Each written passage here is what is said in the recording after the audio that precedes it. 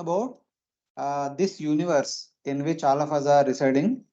Of the many universes that are coming out of Mahavishnu's skin pores, this is one universe in which all of us are residing, and this contains the 14 planetary systems as you see here: Satyaloka, Tapaloka, Janaloka, Maharloka, Swargaloka, Bhuvarloka, Bhuloka, Atala, Vitala, Sutala, Talatala, Mahatala, Rasatala, Patala, etc. The 14 lokas. So we'll be discussing about briefly about these 14 lokas. That is the subject matter of this talk. So Bhagavatam uses an analogy to help us understand how this universe look like. Our universe is like a lotus coming out of a lotus pond. So here is the pond, here is the beautiful lotus coming out, and this is our universal shell. So within which we have our universe. This is a universal shell. This is the entire universe consisting of 14 planetary systems. Water is Garbhodaka ocean. This leaf is compared to Bhuloka or Bhumandala, and so it is like this. This is the entire universe. The lower half is covered by water, Garbhodaka ocean. So within which Garbhodaka Vishnu is situated. From his navel comes the entire lotus, containing the lotus leaf, lotus stem, and lotus flower. And Lord Brahma, who appeared on top of this lotus, had being empowered by Lord Vishnu, he divided this lotus into 3 divisions first, making them into Bhuloka, Bhurloka, Swargaloka. But he was not happy with that. Then he made into 14 lokas, known as Bhuloka, Bhuvarloka, Swargaloka, Maharloka, Janaloka, Tapaloka, Satyaloka. These are the 7 lokas on the upper part of the universe and 7 lokas inside the Bhumandala, which are called as lower planetary systems: Atala, Vitala, Sutala, Talatala, Mahatala, Rasatala, and Patala. These 7 lokas are situated inside the Bhumandala. So we'll be discussing about all these things in detail. So even within these lokas, there are so many subdivisions. Within Swargaloka, there are so many planets. Within Bhuvarloka, there are so many abodes. Within Bhuloka, there are so many dvipas and varshas, etc. So we'll be discussing about all these divisions and subdivisions. So out of 11 chapters, chapter number 16, 17, 18, 19, 20, 5 chapters dedicatedly talks about the Bhumandala alone. The Bhuloka alone is being described in the 5 chapters, chapter 16 to 20.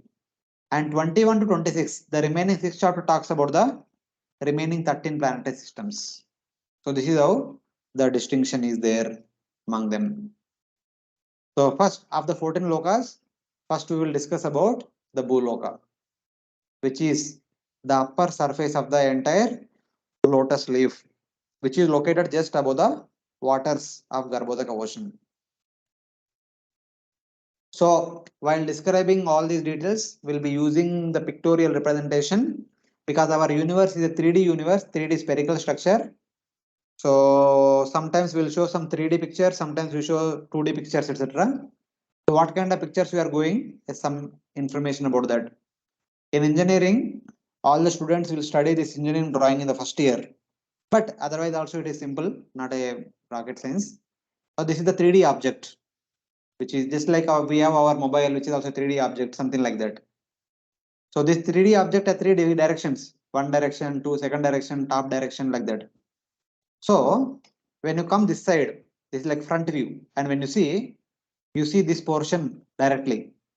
So this portion you see at directly, and this portion also you see like a inverted L, like this, but which is inside, little bit inside.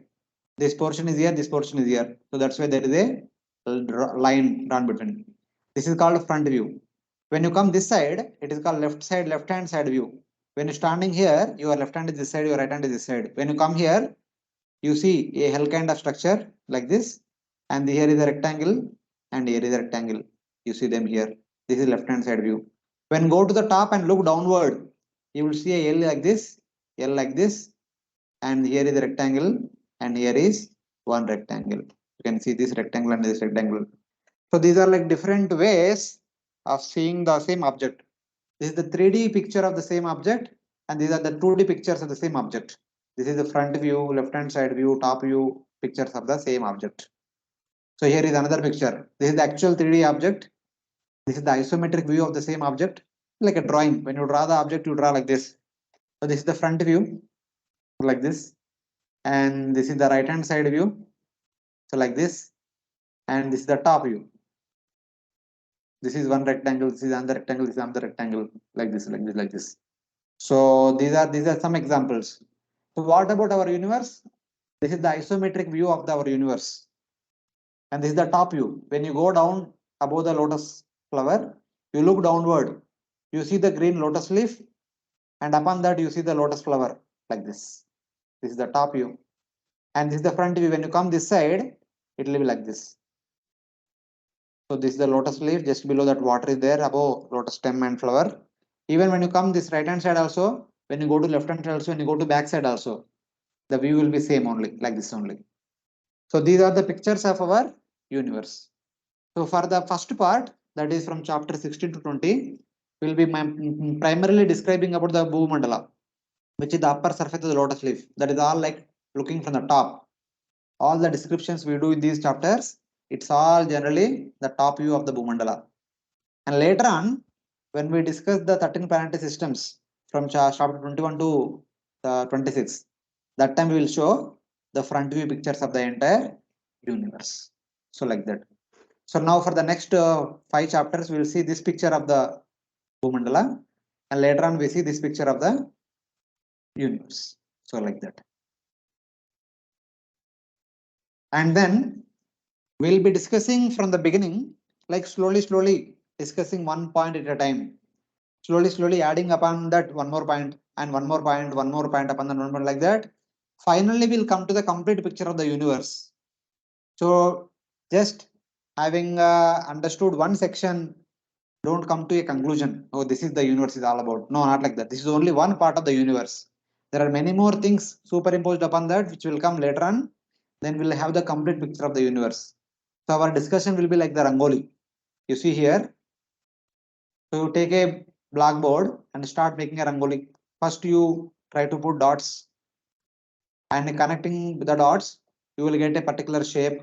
So like this, you boxes, circles, and rectangles, rhombuses, like that you get. And then you make them steady, and then start filling them with different colors, like that. Slowly, one by one, add different colors and add flower petals here and there, here and there. Then finally, you will get a beautiful rangoli like this. So this will be the final picture. But before this, we have many sub pictures. So just looking at these pictures, you should not come to a conclusion. Okay, this is what it is. Not like that. So we need to discuss. We need to add so many other things to get the complete picture. So that will be our discussion. We'll be discussing the entire subject matter like a rangoli, like this.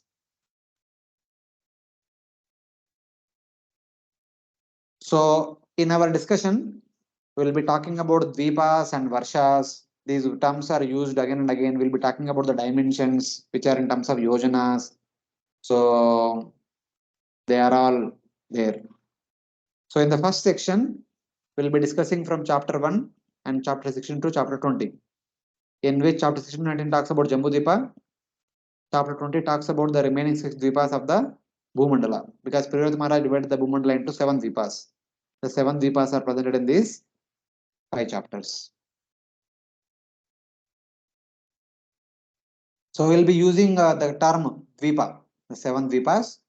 Dvipa means dvi-apa, a tract of land that contains water on both the side. Dvi-apa, there is a land, and in front side of the land is also there is water, back side of the land is also there is water. That is one meaning of dvipa. Other meaning of dvipa is that which constantly drinks water from both the sides. See, just try to understand. Earth, by nature, it is nothing but the combination of dust particles, the dry dust particles. Unless until we add some water to the dust particles, the dust cannot become a solid mud block and stay together. Otherwise, the dust particles eventually become sand particles and they go here and there. There is no attraction between them.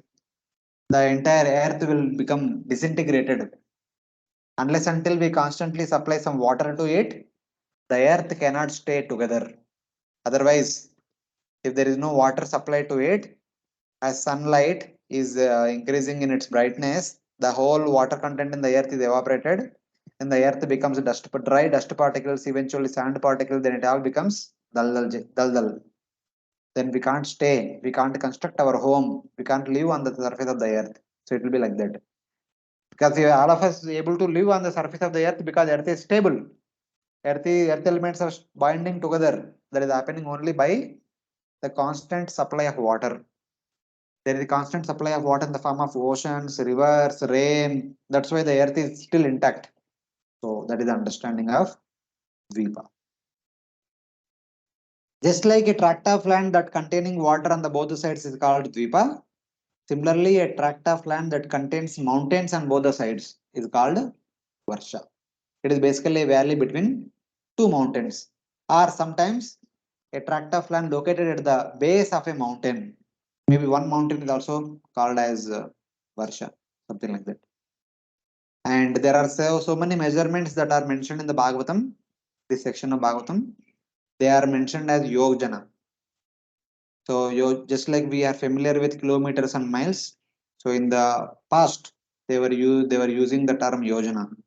Yojana means approximately 8 miles or 13 kilometers, because 1 mile is equal to 1.609 kilometers. So whenever we say something in terms of yojanas, you can multiply it with 13, so you get it in the kilometers. Because many of the numbers mentioned in the Bhagavatam are very huge. So we'll use one capital MY, which stands for 1 million yojana, which is equal to 10 lakh yojanas.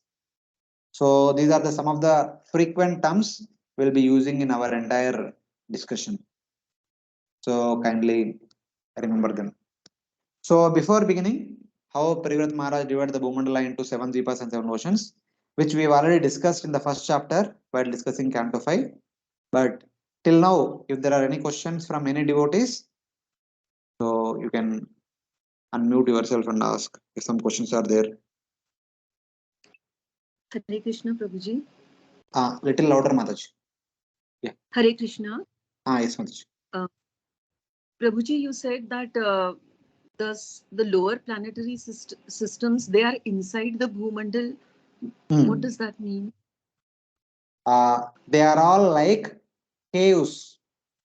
They are not like planets floating on the outer space. The Bhumandala is a huge structure, and inside the Bhumandala there are 7 caves. So in those 7 caves, some people are residing, and they are called as 7 lower planetary systems. They are also called in Sanskrit as Bila Swargas, because these people also possess opulences like that of heavenly planets. They are called Swargas because they are situated inside the Bilas. Bila means bill. Bill means cave, like tunnel. So these 7 lokas are inside the Bhumandala, tunnel kind of structures. So they don't have any access to sunlight or... No. They don't have access to sunlight. They don't get sunlight and all. We'll discuss. Later on, we will discuss what kind of situation they are in. Thank you. Other devotees? Prabhuji, one question from my side. Yes, Prabhu. You mentioned about the lower planets like Atala, Sutala, Patala, Mahatala, and all those planets do not need any maintenance. So how come then Vamanadev has gone there and he's there at the Sutala planet with Maharaj Bali? No, more than they do not need maintenance, they don't want somebody else to supervise them. Basically, these 7 lokas are occupied by asuras. Asuras and devatas are always opposite. How come? Because they don't accept devatas maintenance, they themselves maintain on their own, something like that.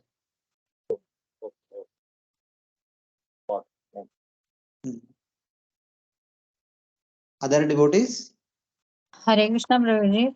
Yes, Prabhuji, you have mentioned about Bhumandala is a disc-like structure. And what we are trying to see currently, or what Priyavrat Maharaj do, it is the top surface of the disc. Like so, Yes. so whether there is anything below, means the disc thickness also has something. The part of Yes, we will discuss about every detail about this entire Bhumandala. Everything will come in the future. okay, The okay, thickness, thank the radius, diameter, everything will be discussing in the upcoming chapters, step by step. okay, brother. Thank you. Any other devotees?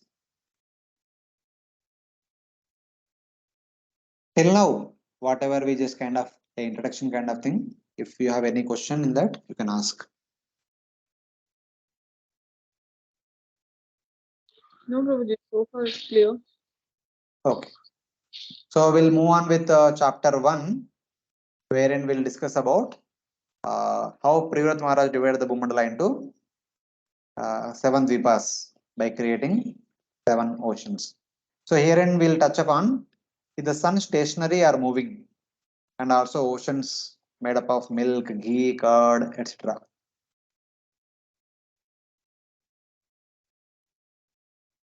So of course we have already discussed in the past, but still there are many other devotees also in the class for the benefit of everyone. So at the beginning of every day of Brahma, Lord Brahma, with the empowerment of Lord Vishnu, that is Garbhodaksha Vishnu, divides the lotus into 14 planetary systems. Then, in order to fill these 14 lokas with variety of jivas, he creates the initial set of living entities. All the variety of living entities such as aquatics, reptiles, plants, birds, mammals, human beings, superhuman beings such as devatas, asuras, gandharvas, kinnaras, kimpurushas, and the great sages such as Narada Muni, Kumara, Vasishta, Pulaha, Kratu, etc. All these people were created by Brahma. And finally, at his last creation, Brahma creates Swayambhuva Manu and Satarupa. They were the final creations of Brahmaji. So Swayambhuva Manu married Satarupa and they begot 5 children. They are known as Prevrata, Uttanapada, Akuti, Devahuti, and Prasuti. Akuti, Devahuti, and Prasuti were married with different children of Brahma. So Akuti married with Ruchi, who is the son of Brahma. Devahuti married Kardama, who is also another son of Brahma. And Prasuti married Daksha, who is also one son of Brahma. That is fine. And Priyavrata and Uttanapada, both of them were sent to the Gurukul of Narada Muni to study. They studied. After their studies are over, the elder brother Priyavrata wanted to stay back in the ashram of Narada Muni. Yes, no problem. Uttanapada returned home, understanding that his eldest son want to remain as a brahmachari in the ashram. Swayambhu agreed to it, and Swayambhu made his youngest son Uttanapada as the king, and he took on to Vanaprastha order, renunciation. So Uttanapada ruled for some time, just like Priyavrat Maharaj ruled for not Swayambhu ruled for some time. Then afterwards he gave it to his son Uttanapada. Like that, Uttanapada ruled for some time. Then he gave the kingdom to Dhruva. Dhruva ruled for some time, and he gave the kingdom to his son Utkala. And like that, one after the other, in that lineage came Anga Maharaj, who had a son Vena, who is very cruel person fed. And through Vena, Prutu was born. Prutu ruled for some time, and Prutu's son ruled, and Prutu's grandson ruled, and his great grandson was Prachina Barhi. He was ruling, and he had 10 sons, Prachetas. They were sent to forest to study and perform austerities to please Lord Vishnu. And then they ruled. They eventually performed severe austerities. They had darshan of Lord Vishnu. Lord Vishnu told them that okay, in order to fulfill the order of your father to get married and rule over the kingdom, you marry this girl. So he said that Lord said that. So you marry one girl and then do the needful. So then eventually the 10 Prachetas married Marisha, I suppose. And through Marisha, they begot Daksha. Daksha, who was the direct son of Brahma, who actually married Prasuti, who was the daughter of Swayambhu Manu, and she gave birth to 16 children. Out of 16, 13 children married to Dharma. The 14th one was married to Agni Devatas. 15th one was married to Pitru Devatas. 16th daughter was Sati. She was married to Lord Shiva. So, but eventually, because of some difference of opinion between Lord Shiva and Daksha, Sati gave up her life. Lord Shiva became very angry and created Virabhadra. Virabhadra came and cut off the head of Daksha and threw it in the yajna and destroyed the entire sacrifice and went back. Then the remaining people went to Brahma. Brahma took them to Lord Shiva. Lord Shiva was pacified. Lord Shiva came to Brahma brings Lord Shiva to this yajna area. Lord Shiva adding the goat head, the goat which was supposed to be offered in the sacrifice, it was still remaining there, being bound to a post. So Lord Shiva cut off the head of the goat and joined it to the body of Daksha. Because Daksha's head was already burned in the fire of the yajna. So Daksha was revived again with a goat head. The sacrifice was completed. Everything was fine. This entire incident was happening while Prachina Bari was ruling, who was inspired by Narada Muni to take on to Bhakti seriously and then eventually attain perfection. While he was ruling, this Dakshigna was going on. So Daksha got the goat head. Yajna is completed. Everyone is happy, but Daksha is not happy because previously he was very beautiful son of Brahma. Now he had a goat head, ugly face. He could not live for a long time. He died immediately. Then he was born as the son of the Prachetas. So while Pracheta's father was ruling, Daksha was first killed by Virabhadra, then revived by Lord Shiva. Then eventually, when Pracheta's father retired to the forest and Prachetas became the rulers of the entire Bhumandala, that time Daksha died and he was born immediately as the son of the 10 Prachetas through Marisha. So Prachetas ruled for some time. Then Prachetas told Daksha, so my dear son, now you rule. And we are going to the forest to perform austerities as a Vanaprasthis.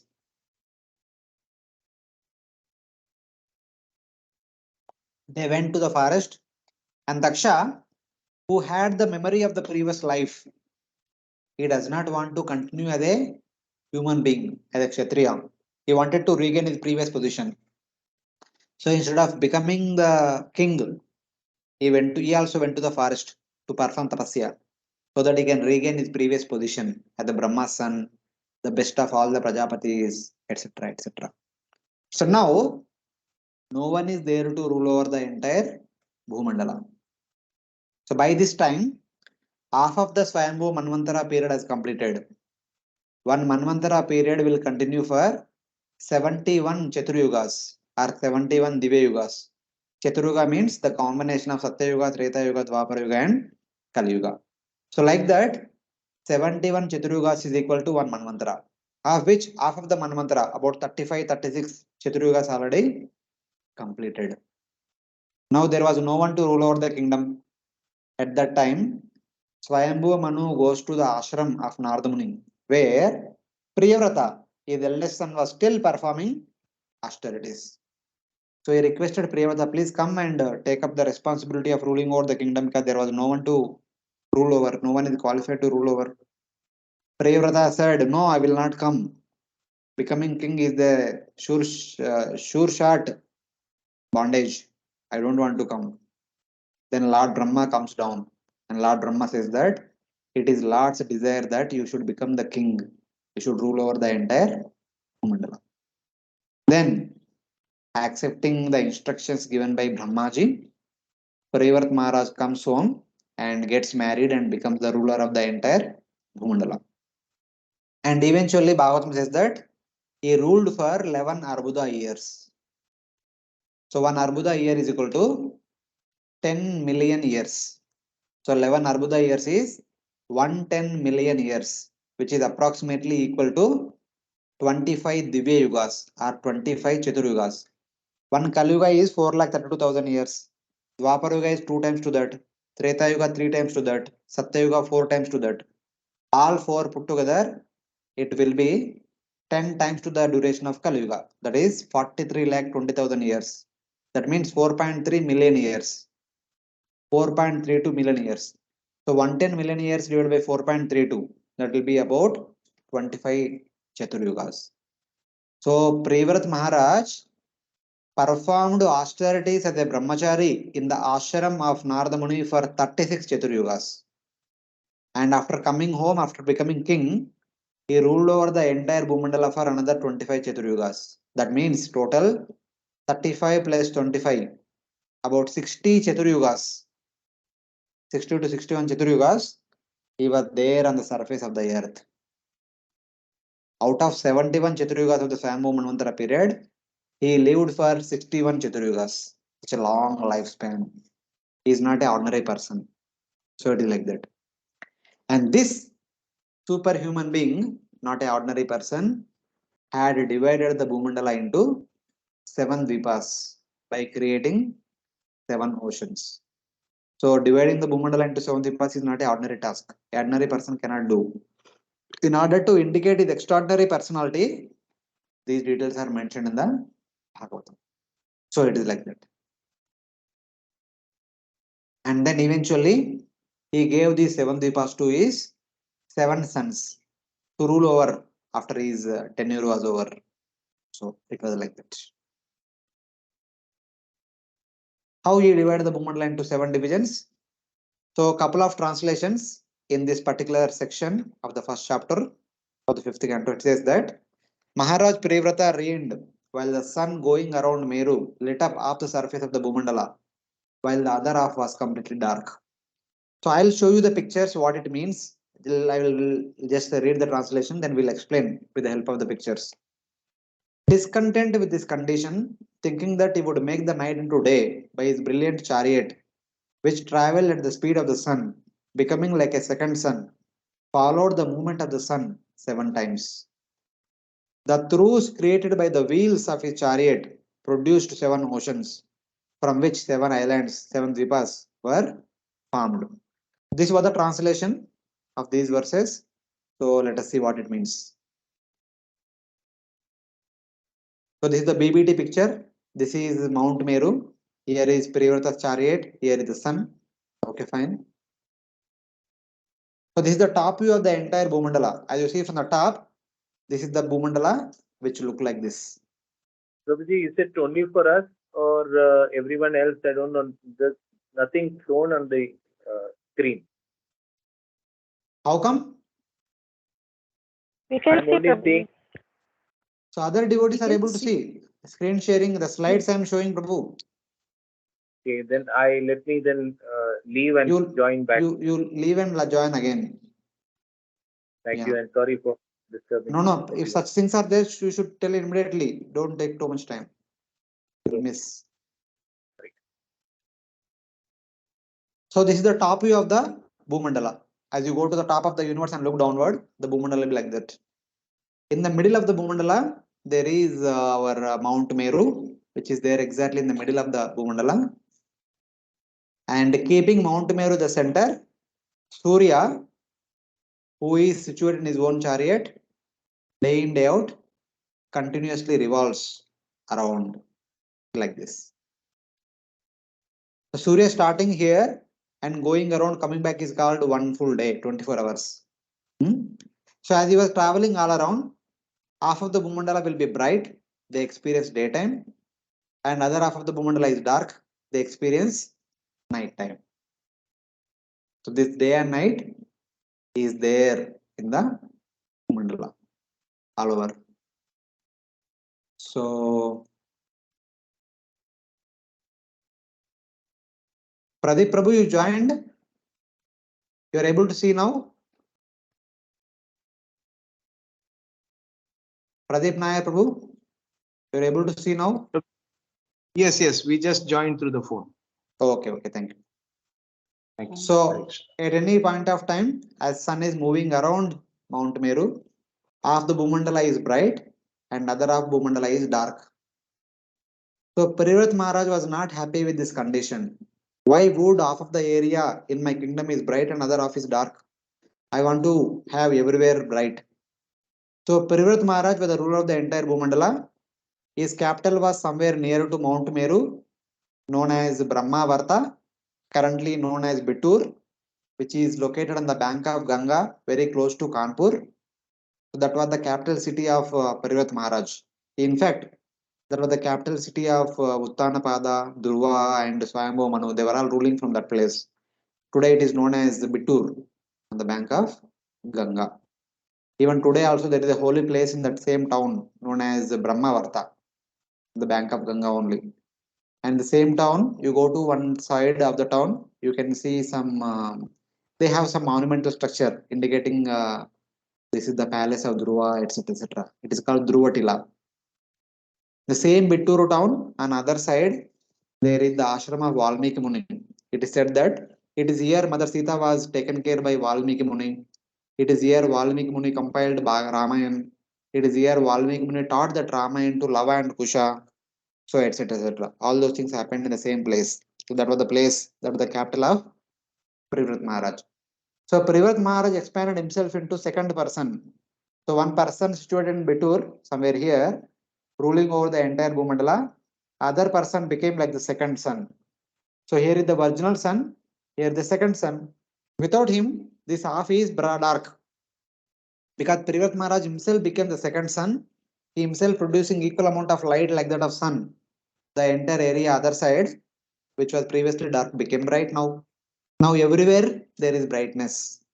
As sun is moving in the clockwise direction around Mount Meru, Privrat Maharaj also followed with the same speed. So like that. So just like sun's chariot had only one wheel, Priyavrat Maharaj chariot also had only one wheel. So later on in chapter 21, we'll discuss about how chariot of the sun has only one wheel. Why one wheel alone is sufficient for the sun to travel around. That we will discuss later on. But for now, just like sun's chariot had only one wheel, Privrat Maharaj's chariot also had one wheel. That wheel of the chariot of the sun, sorry, not sun, the wheel of the chariot of sun does not touch the Bhumandala. It travels in the ether only. But Priyavrat Maharaj chariot wheel actually touches the Bhumandala. As the chariot wheel is touching on the Bhumandala and moving as he moving around, that wheel produced a kind of trench on the surface of the Bhumandala. Because it traveled in that one place, going around for 26 days. 26 days continuously traveled there only. Especially in rainy season, because of the rains, continuous rains, the entire surface of the earth will be filled with green grasses. But in the villages, when the farmers start going to the field, every day, morning, afternoon, evening, they continuously walk. So the place where they walk, the grass will die and there will be a pathway. And sometimes there is actually, what we can say, there is actually a ditch kind of thing. Same thing happens here. Because Privrat Maharaj chariot is so heavy, it created a kind of ditch where it was traveling. Because it traveled there for 26 days. After traveling here for 26 days, then Privrat Maharaj went a little bit outside of the Bhumandala, little farther distant. Since his capital city was here, where my cursor is there, somewhere close to Mount Meru, and his people in his capital city were here. When Privrat Maharaj was here, they were able to see. When he went to a little far away, he will not be able to, they will not be able to see him properly. So the people in his capital city should be able to see him properly. As he went out, Priyavrat Maharaj expanded himself into twice the previous size. So his chariot also expanded, his chariot wheel also expanded. Again, following the movement of sun, he traveled there for 26 days continuously. I am showing here only one day. So like that, he traveled for 26 days. As a result of that, there also again one more ditch came. So previously what happened? Now it was only one Bhumandala, whole complete one Bhumandala. Because there is a trench here, it has become two parts, one inside, one outside. Now there is another second trench also. Now there are three parts. One part of the Bhumandala, second part and third part. Since he traveled here for 26 days, there is a trench here. And whatever is the width of this trench is the same as the width of this, the tract of land left behind. Similarly, whatever is the width of this trench is the same as the width of this part of the Bhumandala. which is left inside. Whatever the width of this land, that is the width of this trench. And whatever is the width of this land, that is the width of this trench. And again he went a little bit outside, expanding himself twice the previous size. Again following the movement of sun, he again created one more trench. Now 1, 2, 3, 4. Bhumandala became 4 parts. And this, the width of this trench is equal to this land. And this land is twice to the width of this land. This trench is twice to the width of this previous trench. So like that, again he went out, expanding himself into 2 times. Again he created one more circle, traveling there for 26 days. Again he went, again created one more circle, traveling there for another 26 days. Again he went out, again created another circle, traveling there for 26 days. Every time he was expanding twice to the previous size. The trench is twice to the previous trench. The land is also twice to the previous land. And this current land is equal to the current trench. Finally, the 7th time, he was traveling in the 7th place. So like that, he created 7 trenches. As a result of that, the entire Bhumandala has been divided into 8 parts, including the outer part.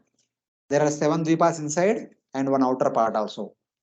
So because this circular land has water inside also, has water outside also. That's why this tract of land is known as Dvipa. Dvipa means Dviapa, a tract of land that contains water inside as well as water outside. This is the Puranic definition. According to the modern understanding, we say Dvipa means island. Island means that contains water all around. That is called island. But from Shastra point of view, Dvipa means that contains water on both the sides. Because these are called Dvipas for that reason. So this is how he gradually started in the inner circle and gradually came outside. This whole thing took 6 months for him because he traveled in 7 circles, each circle approximately 26 days. 7 times 26 is about 182 days. That is half the year. So for 6 months he was constantly coming outside of the Bhumandala. Thus he had 7 chariots, each with 1 wheel. That means this chariot was twice to this chariot, and this chariot was twice to this chariot, this chariot was twice to this chariot. There is only 1 chariot only, but every time he was going out, he was increasing the size of the chariot. So it appeared as a different chariot because the size is different. So like that, he total had 7 chariots, and every chariot had 1 wheel. And each chariot was twice to the previous chariot, twice the size of the previous chariot. And then the chariot wheel also twice to the previous wheel. Because the trench created by the chariot wheel, which is increasing 2 times every time, the trench width also increasing 2 times every time. And in between land, which is left behind, was equal to the width of the trench. So it is like that. So he traveled in each and every circle for 25.76 days, approximately 26 days, which is equal to 180. In terms of Devata calculations, the total year is 360 days, half the year is 180.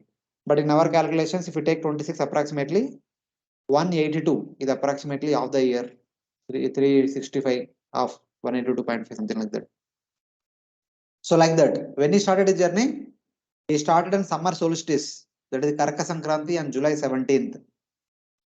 So recently, last week only, July 17th happened, few days back, and 17th, July 17th was Karka Sun entering into Karka Sankranti, and that day he started his journey, started gradually going out. He continued this journey all the way up to Pausha month, which comes in the month of January. And then, after completing for 6 months as he going out, then starting from Makar Sankranti, the day after Makar Sankranti we can say, or from Makar Sankranti also we can say, that is January 15th, all the way up to Ashada month till Karka Sankranti, he gradually came inside, traveling in each and every circle for 26 days. So like that. So here he traveled again 26 days. Then he came here, traveled another 26 days. Then he came here, traveled another 26 days. He came here, traveled 26 days. He came here, traveled another 26 days. He came here again, traveled 26 days. Finally, he came here, traveled another 26 days. Like this, 6 months he was gradually going out, traveling in each circle for 26 days. and other 6 months gradually coming in, traveling in each circle for 26 days. This he did for as long as he was ruling over the entire Bhumandala. We already saw that he ruled over the entire Bhumandala for 11 Arbuda years, that is 110 million years, which is 25 Chaturyugas. That much time, there was no night at all over the Bhumandala. After that, when Prevrat Maharaj gave the responsibility to his son to rule over the Bhumandala, when he kind of withdrawal his own activities on the surface of the Bhumandala, then again the Bhumandala started experiencing day and night, day and night, day and night. So this was the activity of Prevrat Maharaj. This is how he divided the Bhumandala into 7 dvipas and 7 oceans. So it was like that. So eventually, by the will of the Providence, these 7 trenches are filled with different variety of waters, and they became known as oceans. And in between lands became known as dvipas. The outermost circle is filled with sweet drinking water. The outermost island was known as Pushkar Dvipa. The next one is emulsified yogurt ocean. Then is Shaka Dvipa. Then the next one is milk ocean, Krauncha Dvipa. Next ocean is clarified butter ocean, matlab ghee ocean. Then Kusha Dvipa. Then the next one is Surasagara. Then Salmali Dvipa. Then sugarcane juice ocean, Plaksha Dvipa. Saltwater ocean, Jambhudvipa. The innermost one, the middle one is Jambhudvipa. In the middle of that is Mount Meru. So this is how Prevrat Maharaj had created 7 oceans, as a result of which the 7 islands are formed in the entire Bhumandala. So in addition to these 7 islands, there is some more Bhumandala also, about which we will discuss later on the 20th chapter. So this will be discussed in 20th chapter. But for now, there is a discussion about 7 dvipas only. 7 dvipas which are surrounded by 7 oceans. These are the names of the 7 dvipas: Jambu, Plaksha, Shalmali, Kusha, Krauncha, Shaka, Pushkara. These are the 7 oceans: saltwater ocean, sugarcane juice ocean, liquor ocean, clarified butter, milk, curd, pure water. And these were the 7 sons whom Prevrat Maharaj gave these 7 lands to rule over. So like that. And as we mentioned that whatever was the width of Jambudvipa, it is the width of the first circle created by chariot wheel X. And the next circle width is twice to the previous circle. And the next land is equal to the next circle, next trench created by the chariot wheel. This is 2x, 2x. The next one is twice to the previous one, 4x, 4x, 8x, 8x, 16x, 16x, 32x, 32x, 64x, 64x. So like that, the 7 oceans and 7 islands were created with this particular dimensions. If at all you want to know what is the total radius of this entire Bhumandala consisting of 7 oceans, 7 dvipas, the outermost radius of the 7th ocean. So we can see this is the 7th ocean is 64x, 7th dvipa is 64x. 64x plus 64x, 2 times 64x. The 6th one, 32. 5th one, 16. 4th one, 8. 3rd one, 4 times. 2nd one, 2 times. And the first one, the ocean is x. This is the width of the ocean. But the entire Jambudvipa is about x. Here you see, the width of the ocean from here to here it is x. The total width of Jambudvipa from here to here it is x. But we want to know the radius. The radius begins from the center of Mount Meru. So from here to here it will be half x. So basically what we want is from the center of Mount Meru to this point, outer boundary of the 7th ocean, what would be the total radius? And twice 2, that is the total diameter from here to here. So in order to count that, so in Jambudvipa we need to add half of the radius of Jambudvipa, half of the diameter of Jambudvipa, and then this is the width of that. So the width of the saltwater ocean is x. Half of the diameter of the Jambudvipa is half x. So half x plus x, it becomes 1.5x. The total, if you add, it becomes 253.5 times x. Later on in chapter 16, we will know that the diameter of Jambudvipa is 0.1 million yojanas. And hence, The total radius of the seven dvipas and seven oceans is 25.35 million yojanas. And the total diameter is 50.7 million yojana. That is the total diameter of the Bhumandala, consisting of seven oceans and seven dvipas. So it is like that. So this is how Privrat Maharaja divided the entire Bhumandala into seven dvipas and seven oceans.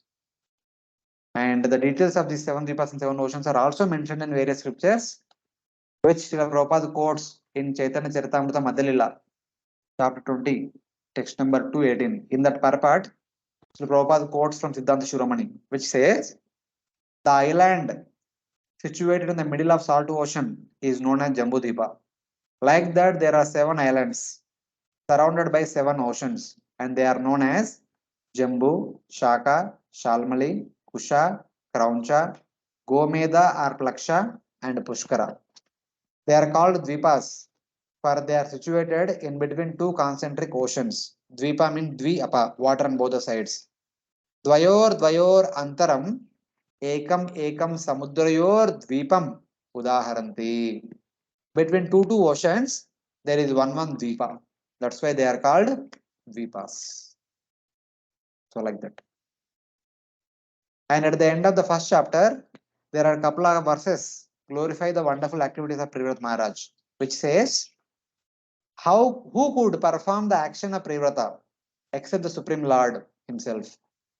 Only the Supreme Lord, a personal like Suprivrat Maharaj only can do this, dividing the Bhumandala into seven oceans. Others cannot do.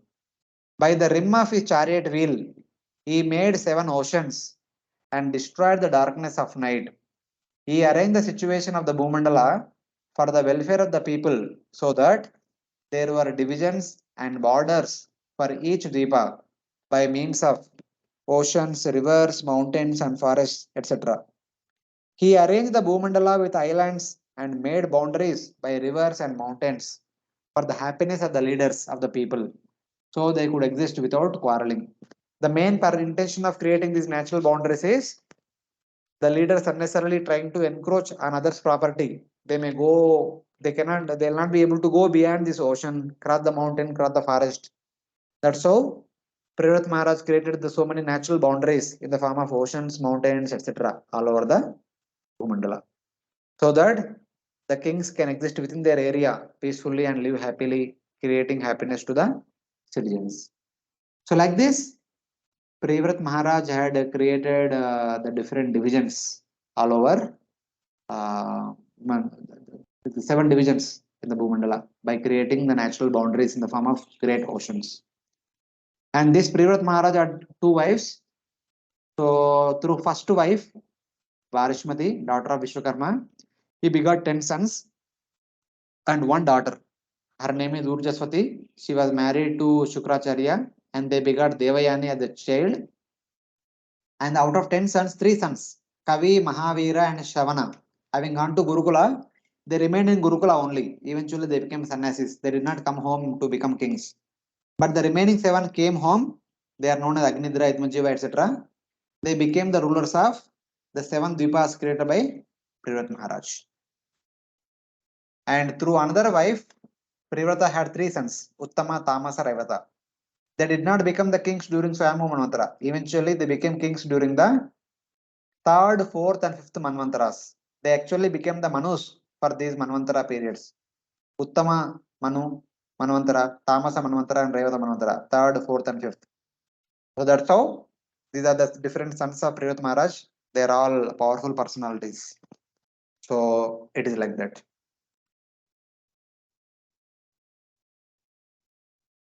So this is all about how Privrat Maharaj divided the Bhumandala into 7 dvipas by creating 7 oceans. Now starting from chapter 16 to 19, about 4 chapters specifically talk about Jambhudvipa. So this Jambhudvipa which you see in the middlemost area, this one, it is talked about in chapter 16, 17, 18, 19. And 20th chapter talks about the remaining 6 dvipas of the Bhumandala and other parts of the Bhumandala, etc. That will come much later. So it is like that.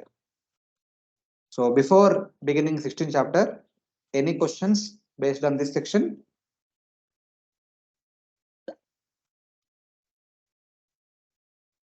Hare Krishna. Yes, Mataji. Prabhuji, like generally we have seen till now in Bhagavatam, the eldest son of the king, he rules generally, and the other sons, they assist him in ruling. But here we are seeing that actually the like kingdom is being divided physically also. Like, so how we understand this? Because then again their sons will come, they will further divide. So there will be so much divisions of the land tract. Yes, perfect. That will happen like that. But though there is a division of the 7 sons, he is the eldest, Agnidra. He was given the responsibility of Jambhudvipa. He individually taking care of Jambhudvipa. At the same time, he is the monarch of the entire Bhumandala also. Since he is the eldest son, he is the overall ruler of the entire Bhumandala. But specifically, he is taking care of the Jambhudvipa. And his younger brothers, though they are taking care of the Prakshikadeepa, Shalmaladeepa, etc., but they constantly report to Agnidra, considering Agnidra to be their Chakravarti Samrat. Okay. So it is like that. Okay. And Prabhuji, one more thing was there, like we had discussed earlier that Priyarat Maharaj capital was Bittur, na? It was somewhere near Kanpur, you had mentioned. So, like here we are saying that at the center of the Bhumandala was its own place of like capital city, and then he traveled outside. So, does it mean that the Mount Sumeru, which is in the center, it is somewhere near around Bittur, somewhere like that? We'll come to know that. That will come to know later on in the 19th chapter. Somewhere near Matlab, see, it is close by, not exactly next to it. Mount Meru is not in Bittur. It is somewhere at a different place only. We'll not be able to see it also. That we will discuss later on. That will come later on. Okay. Okay. In the 19th chapter, you will understand that. But the capital of Priyarat Maharaj was currently known as Bittur. In the past, it was known as Brahmavarta. Okay. Yeah. Thank you, Prabhu. Other devotees have any questions? Hare Krishna, Prabhuji. In this same connection, I was thinking that when we talk about Bhumandala, the whole, and when we talk about the Earth is just like a tiny part on this Bhumandala somewhere, if I'm not forgetting. And the capital, what you're talking about of Priyavrat Maharaj was on the Earth. If I'm not mistaken. Then, when Priyavrat Maharaj decides to divide the Bhumandala, I mean, to go around the Mount Meru, he is actually leaving the earth and then going on the Bhumandala, like that, right? Yes. Perfect. So technically, how do you understand that I'm going out of the earth and then dividing the Bhumandala? I'm just not able to fathom that part. See, for us, the rest of the Bhumandala is not accessible. But for a Priyarat Maharaj, it is completely accessible. So it is like, for example, right now I am staying here in Mandi. So as soon as I come out of the room, even from my room only, if I look through the window, in front of me there is a big mountain. On top of the mountain, there are so many homes. Here people live on the mountains only. Every town, like at least 30 to 40% homes are on the mountains only. This is how people live. So when the same person who is living on top of the mountain, he can come down and also travel on the surface of the flat area of the India. That can be possible, no? Yeah. So like that, the Priyarat Maharaj capital, which is there in Bittur, which is in the earth globe, which is like a mountain. So you can come down the mountain and walk on the flat surface and do whatever you want. Just like we travel, we come down from the Himalayas and board on the bus and travel everywhere. Something like that we can think of. So our earth globe is like a mountain on the surface of the flat Bhumandala. So like that you understand and the subject becomes clear. If this thing, if we keep in mind, then it's okay. If we see from whatever we have studied so far in our geography and science books, then it's just a globe circling. Yes, it is indeed, it is a globe on which we are living. It is indeed a globe. But for the time being, instead of seeing it as a globe, you see it as a mountain. So that because we have experience of mountain. So people live on the mountain, they come down and walk on the flat surface and travel by bike or four-wheeler or bus or whatever it is. So like that, he is traveling by a chariot. That can be possible.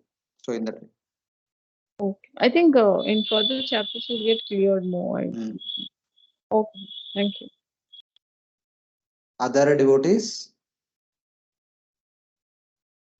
Prabhuji, there was just a small query regarding what you discussed with Mataji just now. Like when we say that it is outside the Earth planet. See, wait. See, I understand your question, but since you are attending first time, so let us keep it. We'll not discuss that because Mataji attended a couple of times previously. So she has had something in mind. She just asked. I just gave that example. So you need to wait till we come to the chapter of 19th. Then it becomes more clear. Till then, you don't worry about that. So currently, what we are discussing is all about one Bhumandala, in which somewhere close to Mount Meru is the capital of Privat Maharaj, and he traveled all around the Bhumandala on his chariot, and his chariot will created 7 trenches which filled with water and became known as oceans, and in between tract of lands became known as Dvipas. That's how we created the divisions. So this much only as of now.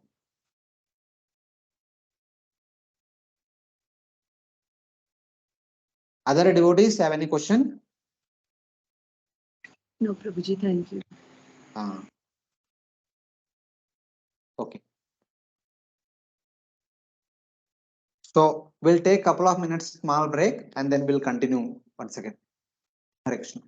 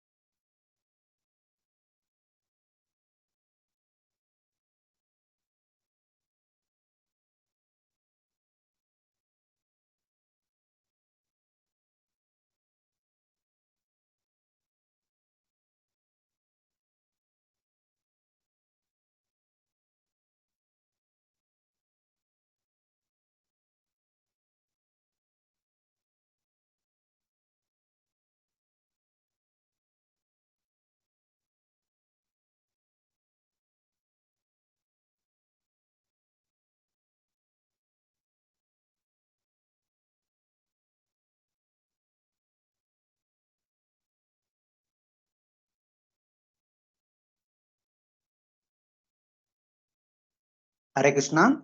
Devotees are there? Yes, Hare Prabhuji. Krishna, Prabhuji. Hare Krishna.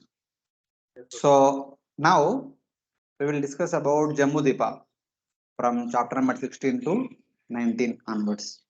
So in this section, we'll see the rivers of mango juice, rivers of jamun juice, rivers of honey, the mountains made up of gold, silver, diamond, etc. etc.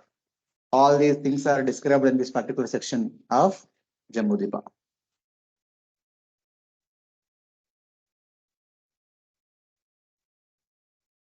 Jambhudvipa is the innermost island of the 7 Dvipas of the Bhumandala. So Bhumandala is all compared to be like a lotus flower, though in the previous picture we have shown it to be like the lotus leaf. But when you look from the top, with all the divisions, subdivisions, the entire Bhumandala appears to be like a lotus flower. And the 7 Dvipas are compared to the 7 circular coverings of the lotus flower. And Jambhudvipa, which is in the middle of the lotus flower, it is like the orl of the entire lotus flower, whose width is 100,000 yojanas. So this is the verse number 5 and 6.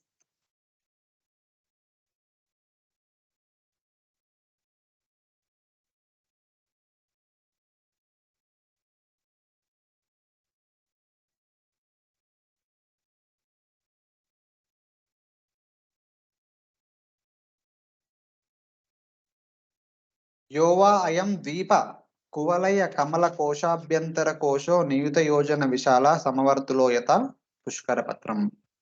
So the entire Bhumandala is compared to be like a big lotus. This is not exactly lotus, but some flower which has all the petals arranged like a circular covering. So one covering is compared to one dvipa. This 7th dvipa, 6th dvipa, 5th dvipa, 4th dvipa, 3rd dvipa, 2nd dvipa, like that. The centralmost one is Jambhudvipa. That is compared to the orl of the lotus flower. This is the orl. Remaining dvipas are compared to the circular coverings. So it is like that. And the diameter of this Jambhudvipa from here to here, it is 100,000 yojanas. Niyuta yojana vishala. So this is the entire Bhumandala. So these are different pictures. This picture is somewhat similar to like this. See, so one circular ring is like one island or ocean or something like that. And this is another picture of the entire Bhumandala.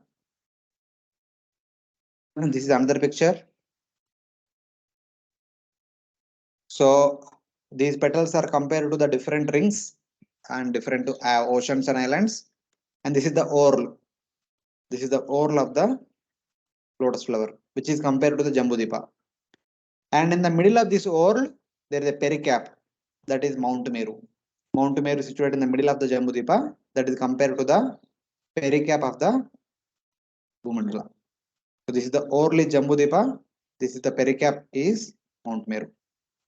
So Jambhudvipa, which is the orl of the lotus, is round like a lotus leaf. Samavartulo yata pushkara patram. It is circular in its shape and its diameter is 100,000 yojanas. Niyuta yojana vishala. And within this Jambhudvipa, there are 9 divisions and they are known as 9 varshas. Each division is 9,000 yojanas wide. And these divisions are made by 8 mountains. So previously we discussed that a tract of land between 2 water bodies is called Dvipa.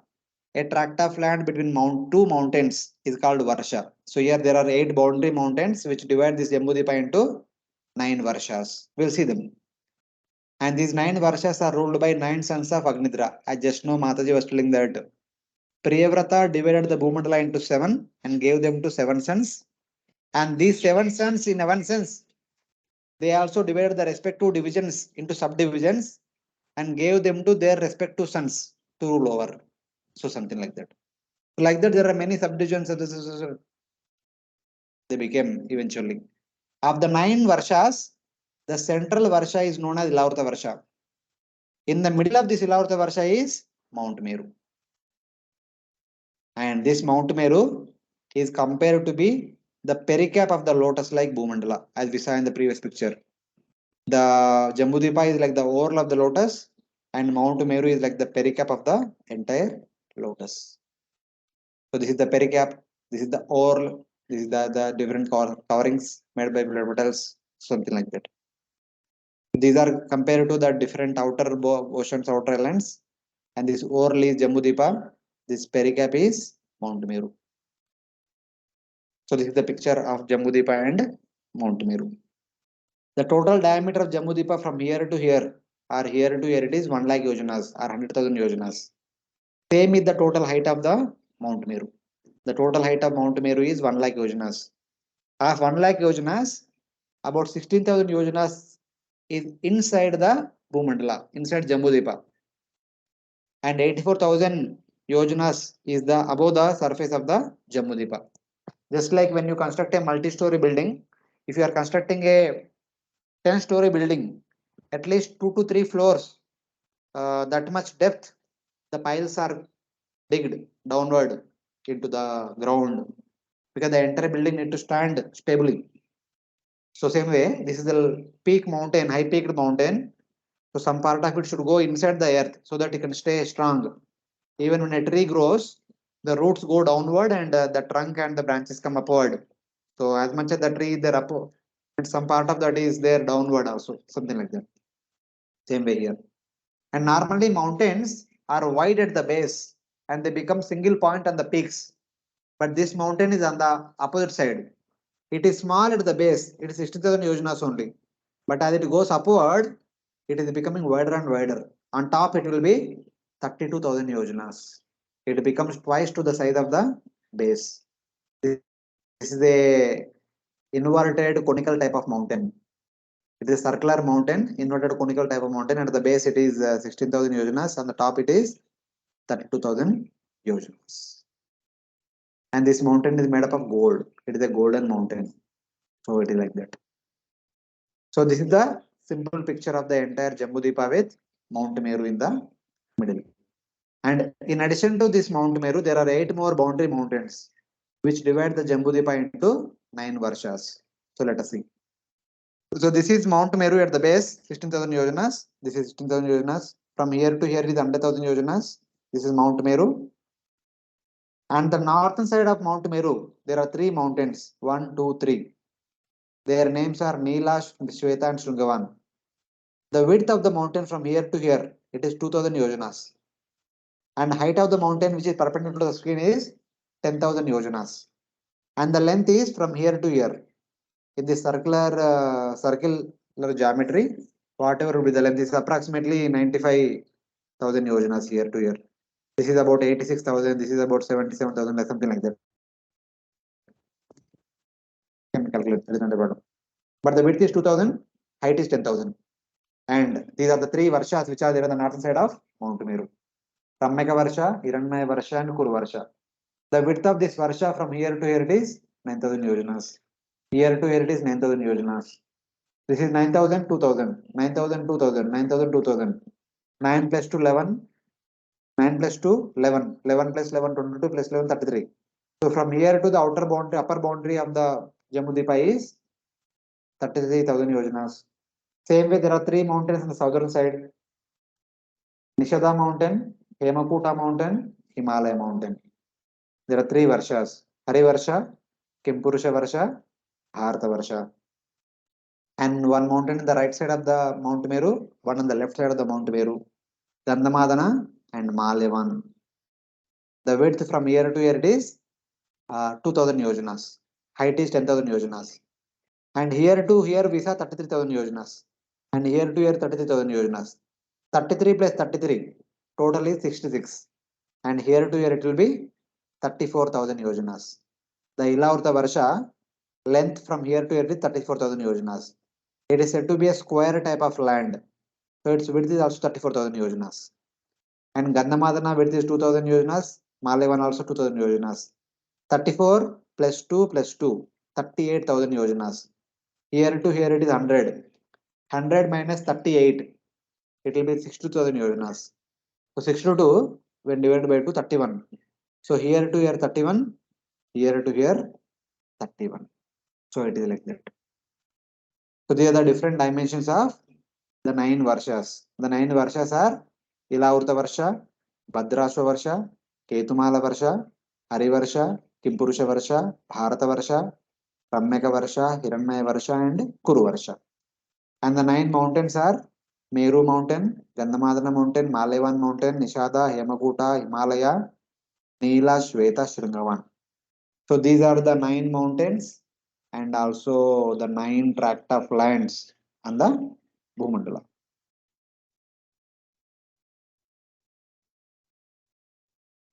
So here, one small thing, kindly pay attention to it. This is a little confusing, seems to be like that, but it is simple, not so confusing also. See in our normal room, for example, let's start the video. So in this room, this side towards my right hand side is the east. Every day I see sun rising here and evening sun setting here. Sometime back only sunset here. And this side in front of me is called north and behind me is called south. So that is clear. Hare Krishna, Prabhuji, we are Ah, not able to see on the screen. We are just seeing the no, previous slide. no, I just started my video. You can see me? Yeah. No. Okay, no problem. Forget it. So basically, where the room where I am situated, to my right hand side is the east, where I see sun rising every day morning. To my left hand side, I see sun setting every day evening. In front of me is the north side, where I see pole star. Behind me, the south, which I call.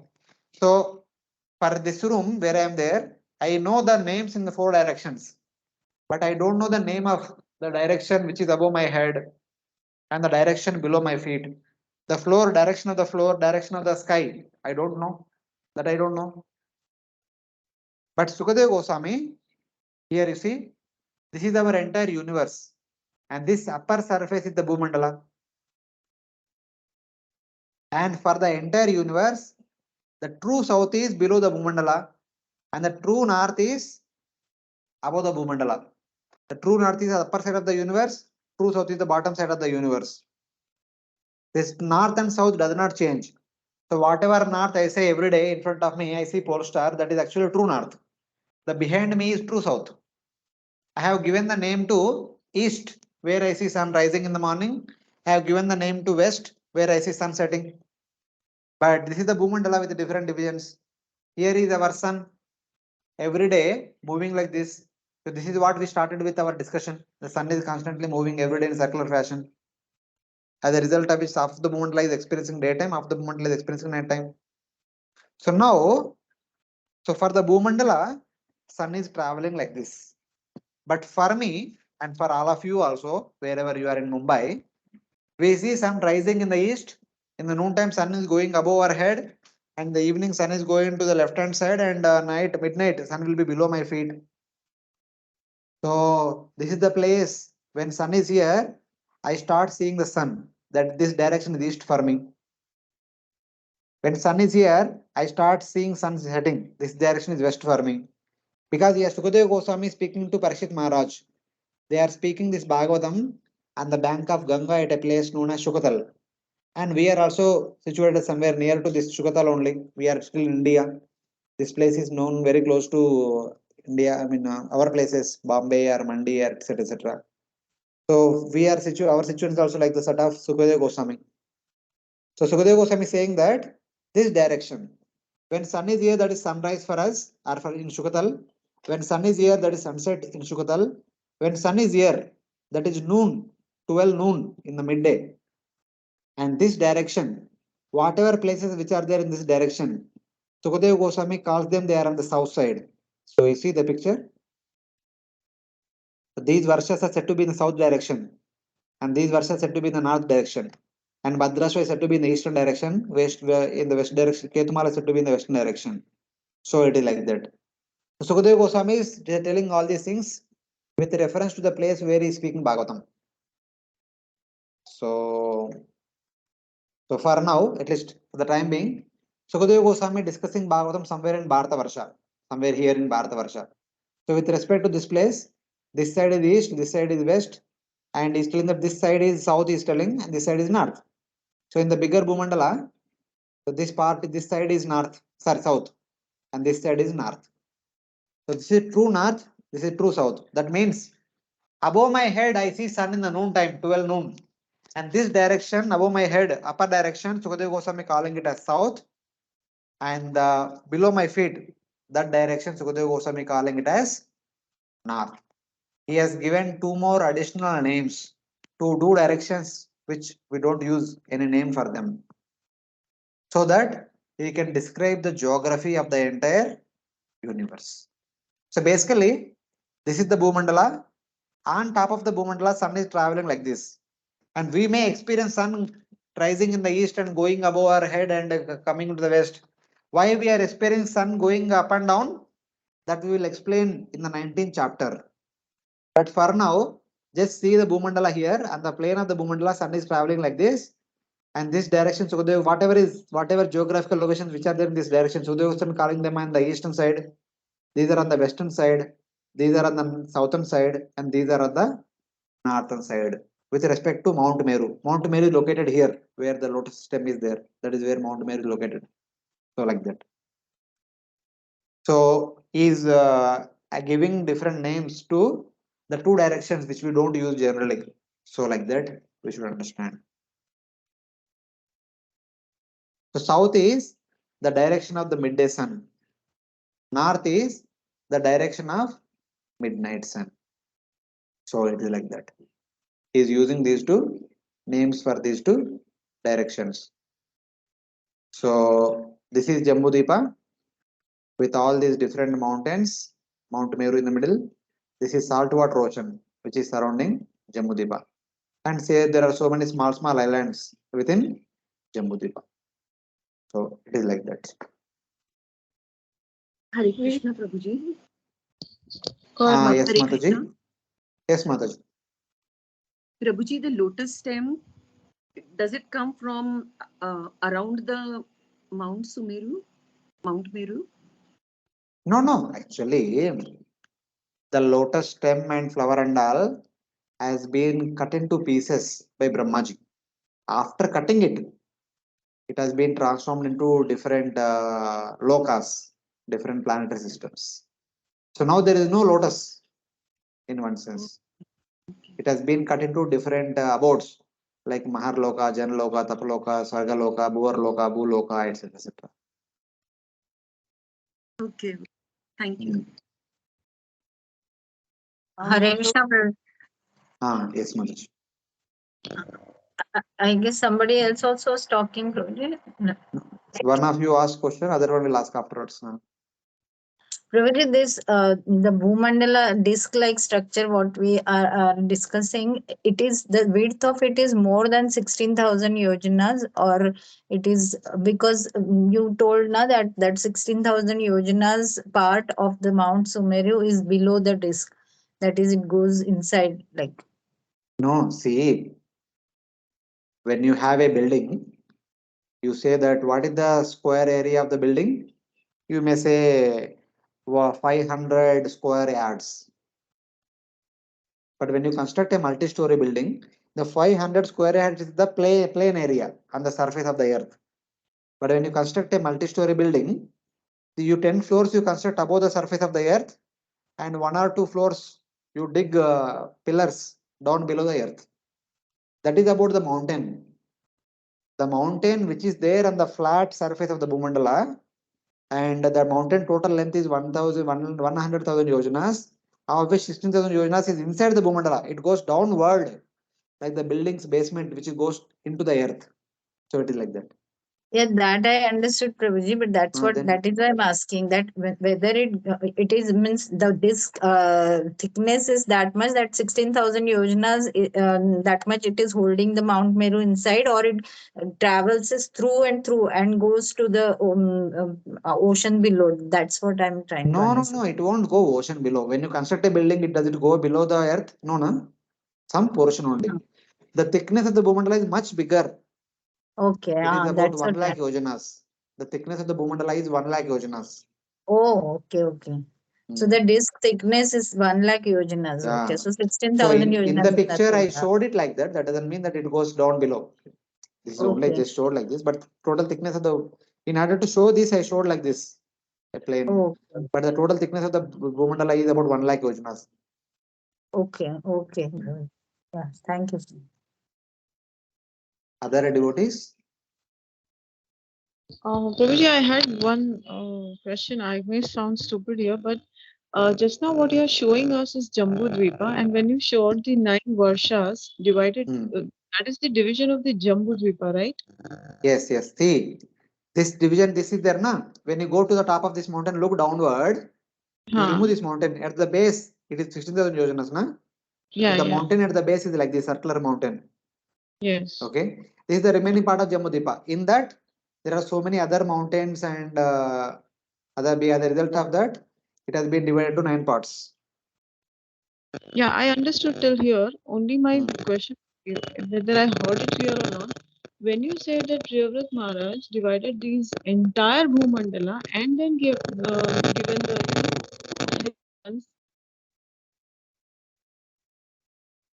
that means it is we are just talking about Jambudvipa at the moment. The rest of the Bhumandala islands and oceans, they are not ruling. The sons of Priyavrat is not ruling. No, Mataji, not like that. See, the entire Bhumandala consists of the 7 islands, na? All these things are there. Yeah. But for now, Okay. from chapter 16 to 19, they only talk about Jambudvipa. Huh. Chapter 20 will talk about the remaining 6 dvipas. And also the outer part of Bhumandala. This is the outer part of the Bhumandala. This also will be discussed in the 20th chapter. So currently we are only discussing the innermost island, Jambudvipa. So this portion of the entire Bhumandala we are discussing now. And the remaining portions will be discussed later on. So one Dvipa is given to one sun. And this Jambudvipa is given to eldest son Agnidra. Agnidra is ruling over this Jambudvipa. And we are discussing this Jambudvipa. And Agnidra in turn had 9 sons. And he saw that there are 9 divisions in the Jambudvipa. And he gave those 9 divisions to his 9 sons. So these are the 9 divisions.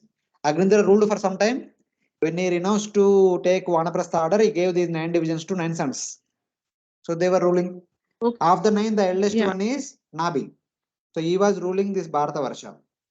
But he was the monarch of the entire Bhumandala. Though he was ruling Bharatavarsha independently, but he was the entire ruler of the entire Bharatavarsha. Like Mahabharata, if you remember, the Pandavas were specifically ruling Hastinapur. Hastinapur is their main kingdom, capital.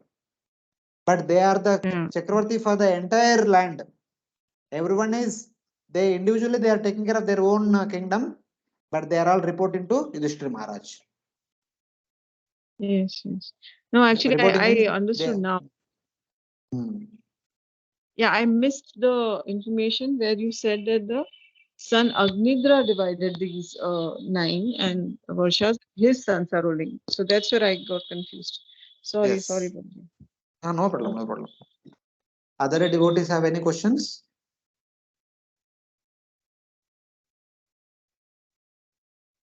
So basically what we are discussing is the entire plain area of the entire Bhumandala.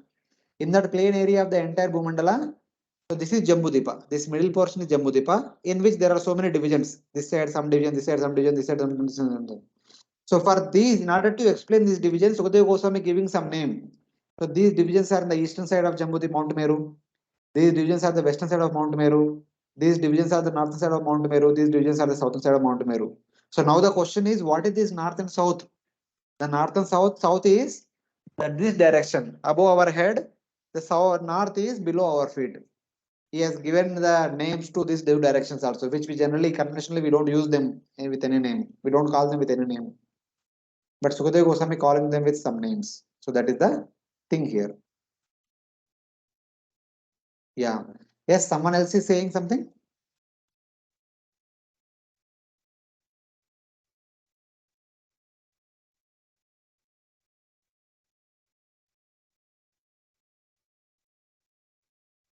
Hare Krishna.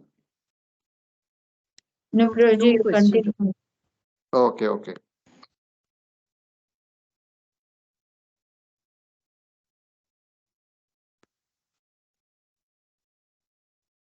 These are different pictures of entire Jambudvipa. This picture is made to the scale. So from here to here it is 100,000 yojanas, and here to here it is 84,000 yojanas, and here to here it is 9,000 yojanas, and here to here 10,000 yojanas, and here to here the width of the mountain is 2,000 yojanas. So like that. All these mountains, 8 mountains, their height is 10,000 yojanas. Every mountain is of 10,000 yojanas. And this width of this land is 9,000, this is 9,000, this is 9,000, this is 9,000, this is 9,000, this is 9,000. Here to here 31,000, here to here 34,000, and here to here also 34,000. Like that. These are different divisions of Jambudvipa. You see, here also a better picture. And Vayu says that Dhanurva Samsite Gneye. 2 varshas in the north and south are bow shaped. Kuru Varsha and Bharata Varsha look like bow shaped. Dve Varshe Dakshinottare. Dirghani Tatra Chatvari. 4 varshas are long. Hiranmaya, Ramyaka, Hari, and Kimpurusha, they are long varshas. Okay, then 1 varsha, Ilavruta varsha is square in shape. This Ilavruta is square type. Chaturasram Ilavrutam. And 2 other varshas, Ketumala and Bhadrashva, shape like bow shape, bow on one side, on end, and running horizontally enter the sea. They are horizontal and enter into the sea. This is the picture that is given in Vayu Purana about Jambudvipa.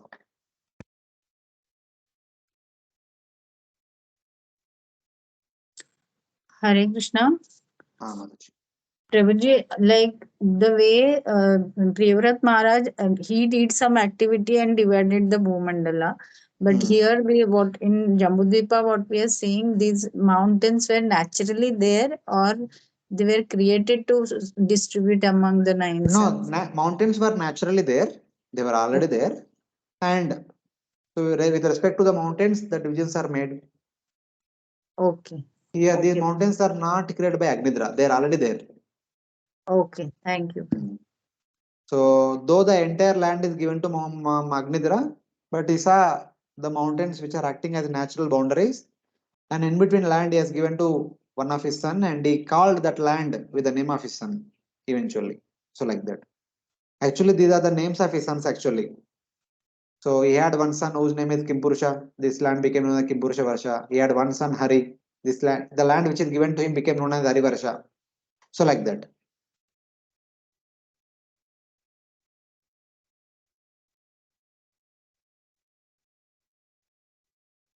The same way, Srila Prabhupada quotes from Siddhanta Shiromani in Chaitanya Charitamrita 20th, Madhalila 20th chapter about these divisions of entire Jambudvipa.